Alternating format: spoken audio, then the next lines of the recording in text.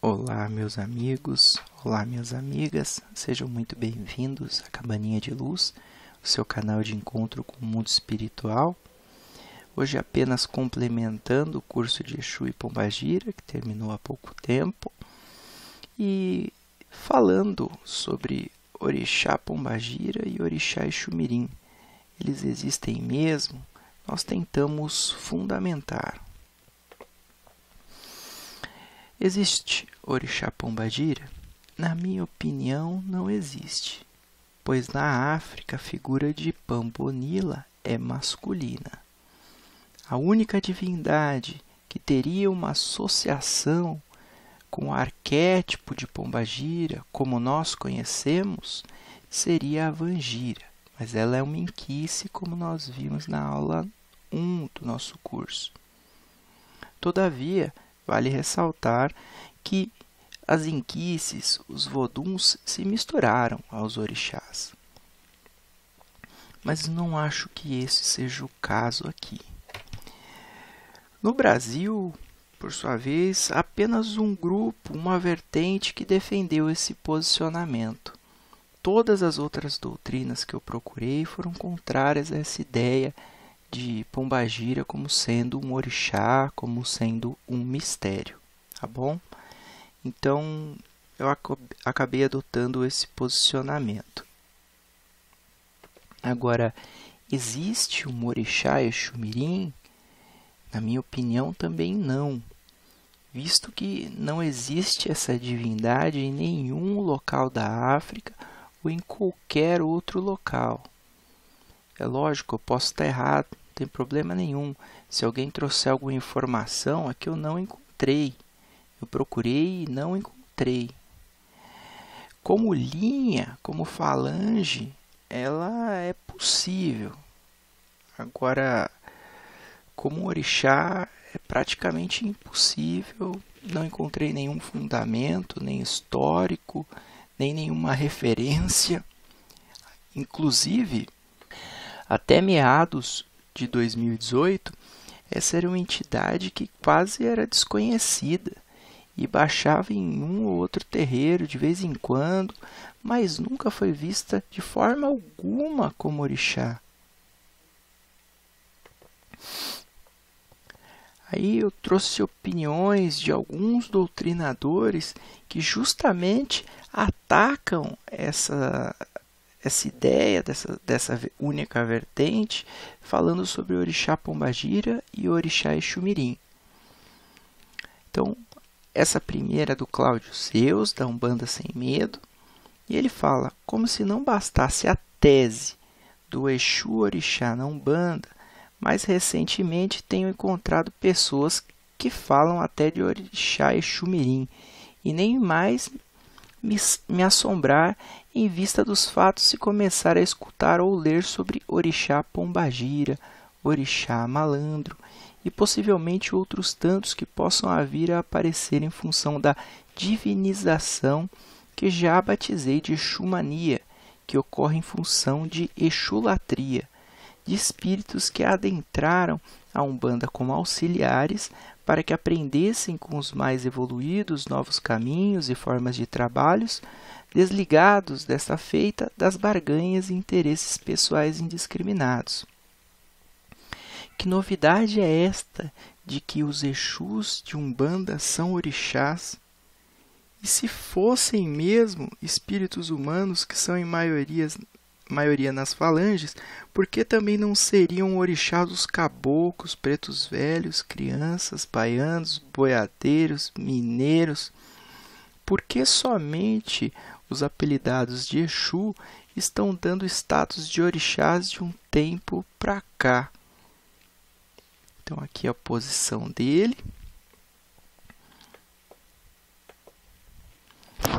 Agora essa outra é do Pai Juruá, do www.umbanda.com.br. Eu tirei do material que ele deixa disponível para todos. Eu gosto muito do site deles. Embora eu não concorde de maneira alguma com tudo que eles escrevem, a parte histórica é perfeita, vale a pena a consulta para aprendizado. estão disponibilizados os livros gratuitamente, com fotos, material, é rico em todo tipo de material sobre Umbanda, especialmente de Zélio Fernandino, tá? Então quem tem interesse, vale a pena, é de graça, é Umbanda. Ele segue, eu devo alertar, uma linha mais cristã, então você vai se assustar às vezes com alguns posicionamentos, mas ele aqui coloca a opinião dele.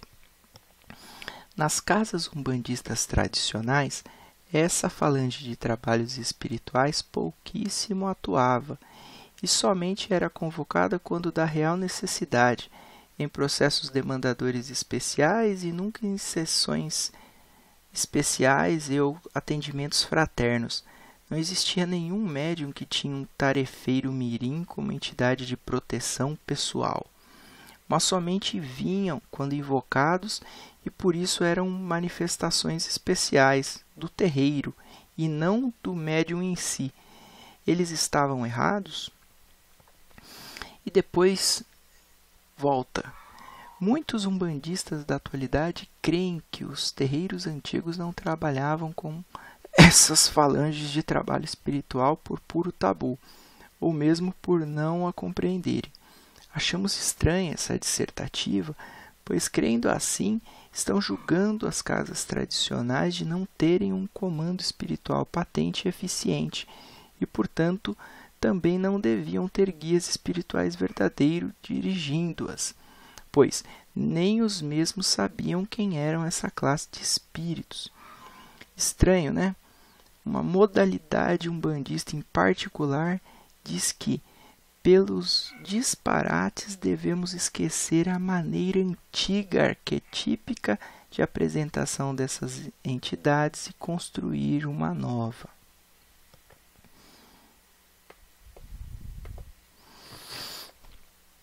Novamente, eu coloco o Pai Juruá, porque ele trouxe algumas frases interessantes, destacando também que esse terreiro existe desde 1937. Então, é uma coisa muito fundamentada, é uma coisa muito séria, que distribui materiais gratuitos para as pessoas. Então, quem vai até lá é sempre muito bem recebido. Então, não há que se duvidar da seriedade dessas pessoas. Se sem Exu não se faz nada, sem Exu Mirim menos ainda. E nessa frase eu concordo. Até 2008 quase não se ouvia falar de Exu Mirim. Então, como assim não se faz nada sem ele, menos ainda sem ele? Ele praticamente não existia. Então, eu acho que é meio temerária essa questão. Eu acredito que dessa forma como está sendo colocado, nem sei quem colocou, né?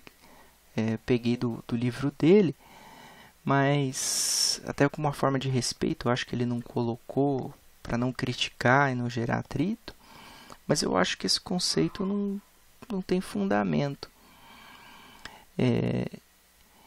Exu Mirim muitas vezes tem acesso a campos e energias que os outros guias espirituais não têm. Isso eu não sei, isso vai saber, né? Aí eu já não posso falar nada.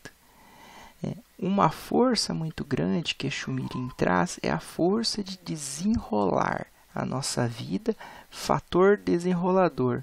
Aí eu já não concordo, mas cada um, né? Levando todas as nossas complicações pessoais e enrolações para bem longe. Também são ótimos para acharem e revelarem trabalhos ou forças negativas que estejam atuando contra nós, desocultando-as e acabando com essas atuações. Eu acho meio estranho essa palavra fator desenrolador. Não gosto, não gostei. Mas é só destacar mesmo, acho que da minha parte, só essa primeira frase que fala que sem Exu Mirim menos ainda, porque eles nem existiam até meados de 2008, não se escutava, não tinha essa. Quanto mais alguém tem um Exu Mirim na coroa, então todo mundo hoje em dia tem Exu Mirim, de onde saiu tanto? Então eu não entendo, isso para mim não segue uma linha lógica, tá? Ainda ele continua, né? Se forem entender essas frases literalmente, então não precisamos mais de Deus, de Jesus, da Mãe Maria Santíssima, dos orixás e muito menos dos guias espirituais para mais nada, pois Exu e Exu Mirim já resolvem tudo no céu e na terra. Vão jogar todo mundo fora e ficar só com eles. Então o caboclo das 7 encruzilhadas nos enganou o tempo inteiro, que é considerado o pai da Umbanda formalmente estabelecida. Umbanda acredito que já existia, a gente já falou sobre isso, mas formalmente adota-se como marco histórico o caboclo das 7 encruzilhadas. E aí ele estava errado esse tempo inteiro, não era verdadeiro, porque esse conceito ele vai contra toda a história e todos os fundamentos existentes até então. Por isso que ele se choca, por isso que gera tanto atrito. Tem gente que até briga por causa disso, né? Mas se você for perguntar a fundamentação, eu até gostaria de saber, porque eu não consegui encontrar. Eu não achei na África, eu não achei aqui no Brasil, assim, histórias anteriores a determinado período que correspondem à formação efetiva e dessa vertente que defende esse posicionamento, né? Não somente a formação, mas o ganho de força dessa vertente.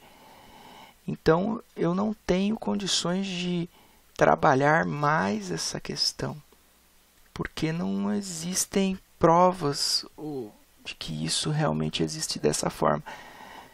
Eu entendo que às vezes a gente tem a noção de que não entende nada de espiritualidade, que a gente não sabe nada mesmo, mas eu acredito que tudo tem que ter uma determinada lógica.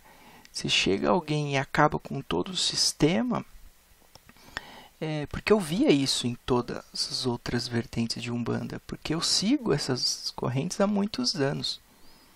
E eu não estou aqui para ser o dono da verdade, tanto que eu estou trabalhando com diversas pessoas, pessoas conhecidas, com nome, renomadas, e não eu. Eu sou só um médium qualquer. Eu só estou reunindo isso para a gente discutir. Se alguém tiver uma informação realmente válida, traga, poste aqui, olha, gente, eu tenho essa informação, não é assim.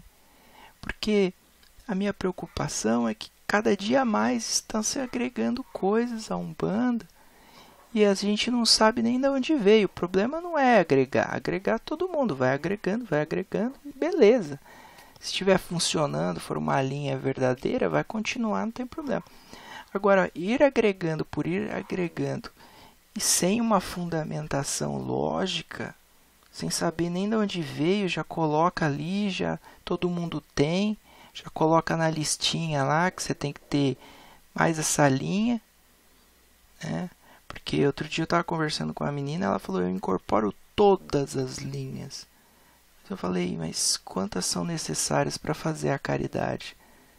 Porque o Zélio tinha quantas entidades? Vamos dizer, Chico Xavier, que a gente tem como um grande médium, ele tinha quantas? Eu tinha muitos amigos espirituais, mas entidades, guias, pouquíssimos. E por aí vai, né? Eu cito Chico Xavier porque eu acho que ele é um exemplo de pessoa. Mas na nossa própria Umbanda, o Mate Silva, na Umbanda esotérica, Rivas Neto, são pessoas conhecidas, e tantos outros aí tidos como baluartes da Umbanda. Quantas entidades eles tinham? Não era um cabedal de 10, 12, né? E fora que eu não quero adentrar nessas discussões que acabam gerando mais atrito, e o objetivo da cabaninha é trazer informação, a gente se unir como irmãos na caridade, não desagregar, separar. Mas não são só entidades que estão virando orixás. Existem orixás que estão sendo criados. Agora, da onde foi tirado determinado orixá que foi criado e adotado por um grupo? Vamos pensar, vamos entender. Será que só foi uma compactação de uma vibração? Por exemplo, Yorimá, que a gente vê numa linha dos pretos velhos, ali uma atuação, e aí depois a gente vê essa linha como Obaluaê, em outro terreiro, e será que é a mesma força, uma força parecida, com um nome diferente, ou é algo totalmente novo, que nunca existiu, que está aí sendo colocado? Não é crítica, eu acho que a gente tem que só entender os fundamentos, tem que entender o porquê, e não só aceitar e falar, bora, vamos tentar sempre ter um Umbanda pé no chão.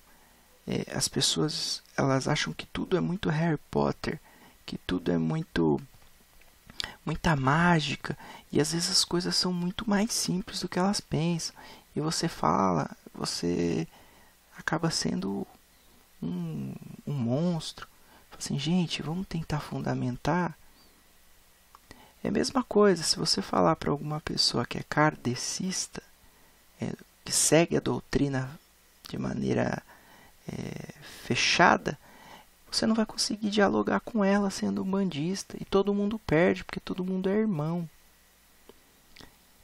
Então, vamos conversar todo mundo e vamos parar com esse negócio de briga. Aí aqui, existe a entidade Exu-Mirim? Sim, são seres que nunca habitaram a Terra, por isso teriam esses poderes especiais como se fossem encantados. Outra corrente, sim, seriam espíritos de criança marginalizadas, mas quase ninguém adota isso, eu acho que é quase nula. E a terceira seriam apenas o nome de uma falange de Exu, apenas. E essa é a minha opinião. Exu-Mirim é uma falange da linha de Exu, e não precisa de gira exclusiva para elas, e nem todos têm um Exu-Mirim na coroa, como algumas pessoas têm colocado hoje em dia. Ter muitas entidades virou sinônimo de poder, e quando não tem nada a ver. Aí algumas perguntas que eu não encontrei justificativa, né? Primeiro, eu trouxe aqui uma frase da Miriam de Oxalá e ela fala: Exu é uma entidade adulta, manifestando-se desse modo, e mesmo Exu Mirim beberá o álcool, falará como tal, já que antes de tudo ele é um Exu. Então, já acaba com aquele conceito infantil de Exu Mirim, né? Agora, Exu Mirim é um Exu como qualquer outro. E aí vem as perguntas. Por que não existe um Exu velho como todos os trejeitos? Por que o caboclo também não é orixá? Por que o preto velho não virou orixá? Por que todo médio tem que ter um Exu Mirim? Por que são feitas giras exclusivas para Exu Mirim? Ora, os tranca-ruas vão ficar chateados, porque eles querem uma gira. Todo mundo tem que ter um tranca-rua, todo mundo tem que ter um Exu-Mirim. Então, nisso eu concordo. Eu acho que totalmente passou do ponto nesse aspecto. Segundo consta, é uma das giras que existe mais animismo. E e não sou eu que falo isso, a gente escuta. E tem uma pessoa aqui que é base da Umbanda e a gente pode tirar algumas lições. Zélio Fernandino falando sobre os Exus. trabalho com os Exus requer muito cuidado. É fácil ao mau médium dar manifestação como Exu e ser, na realidade, um espírito atrasado, como acontece também na incorporação de criança.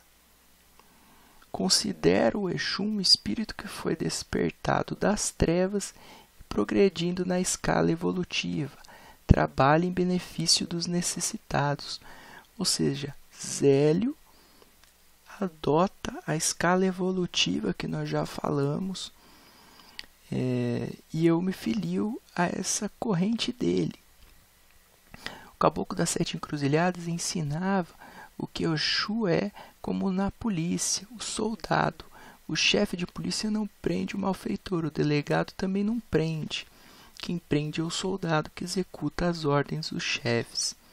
E o Exu é um espírito que se prontifica a fazer o bem, porque cada passo que dá em benefício de alguém é mais luz que adquire. Ela atrai o espírito atrasado que estiver obsedando uma pessoa e afasta-o. É um dos seus trabalhos. E é assim que vai evoluindo, tornando-se, portanto, um auxiliar dos orixás. Então ele usa o termo auxiliar e não empregado, denotando que existe respeito. Então, ele sempre teve um grande respeito por Exu. É mentira o que falam que ele não gostava de Exu, que ele... uma série de mentiras. Então, pela frase que ele coloca, já dá para a gente ter uma ideia. Se existiam restrições contra Exu, com relação a Exu e criança, imagine quanto Exu Mirim, que alguns colocam como sendo os dois.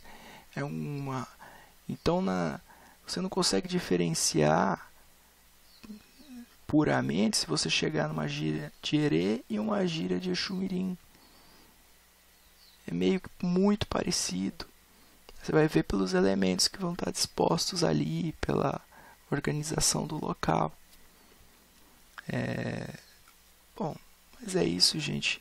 Eu não estou aqui para criticar, estou aqui para trazer diversos posicionamentos. A minha visão é que não existe nem Pombagira como orixá, nem orixá Exu Mirim. E aí a gente colocou as bases, né, históricas, quando surgiu mais ou menos aquilo. E também falamos sobre as doutrinas, pessoas que pensam exatamente que não existe, não tem como existir o orixá, essas figuras como sendo orixás. É isso.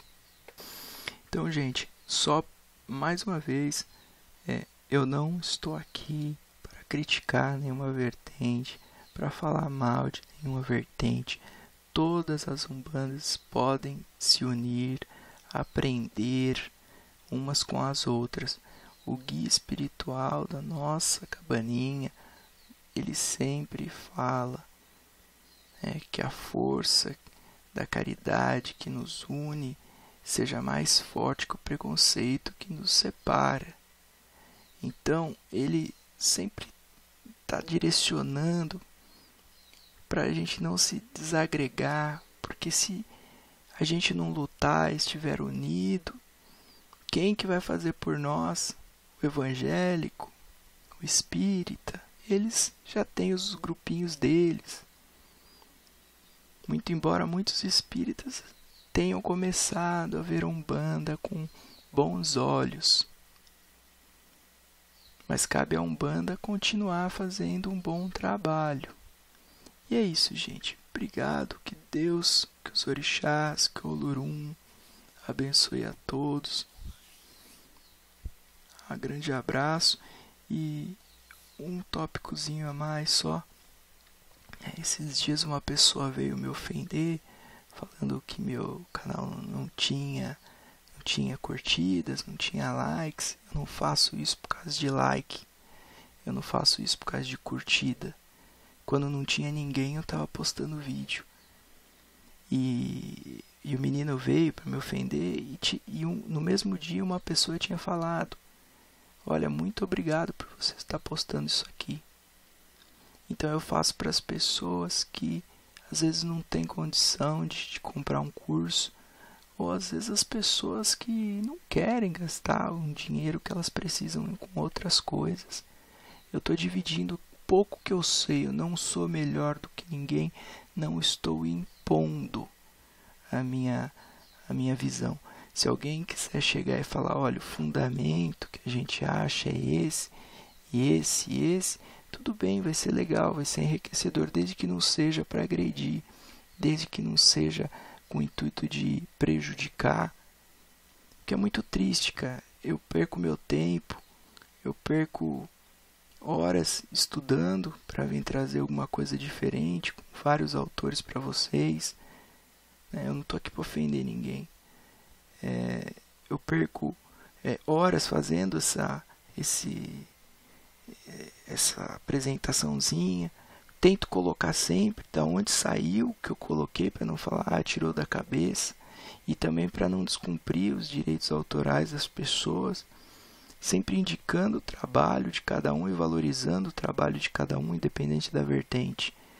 Então, mais respeito, tá? Respeito pelo trabalho dos outros.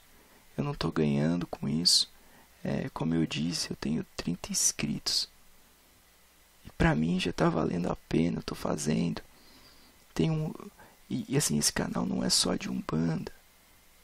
Eu falo de outras coisas, porque eu acho que tudo pode ajudar a gente.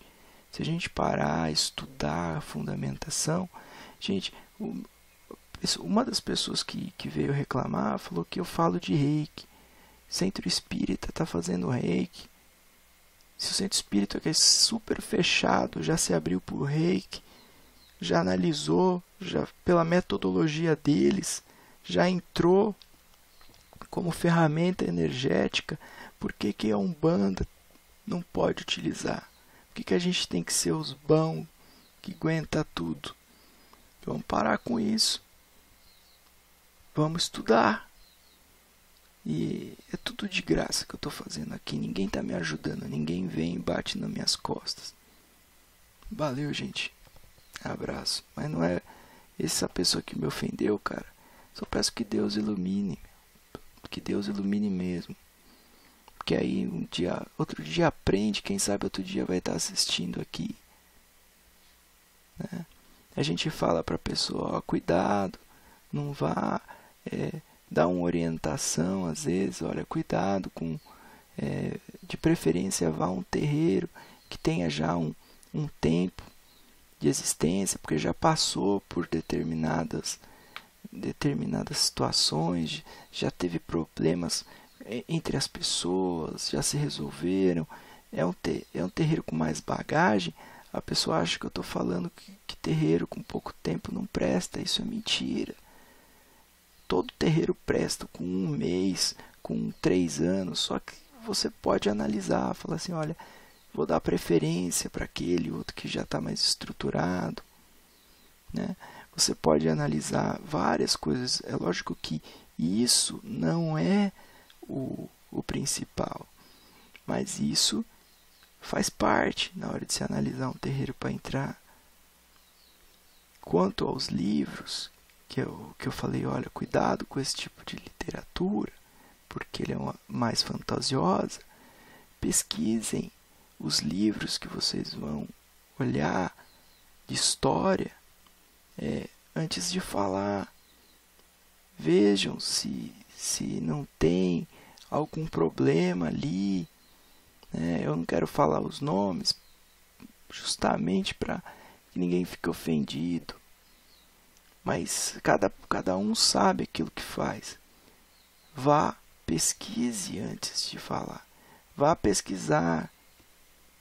Tem livros muito famosos aí que tem cópias de outros livros, segundo informações que nos chegam. Então, e depois ditado pelo espírito tal, não sei o quê. Então, façam as pesquisas, procurem saber, e aí depois vocês tirem suas conclusões. Eu não estou aqui para jogar nome de vertente ou nome de livro, de autor no buraco, porque eu não sou ninguém mesmo. A pessoa disse isso para mim, quem é você? E eu pego e falo, eu não sou ninguém. Eu sou um coitado, Zezão, que veio aqui falar um pouquinho do que pesquisou, do que aprendeu, dos cursos que já fez, né? E aí quem quiser, tá de graça, tá disponível, assiste. Quem não quiser, vai embora. Não tô obrigando ninguém. Não tô ali, ó, se você não fizer assim, você vai morrer. Você faz se você quiser.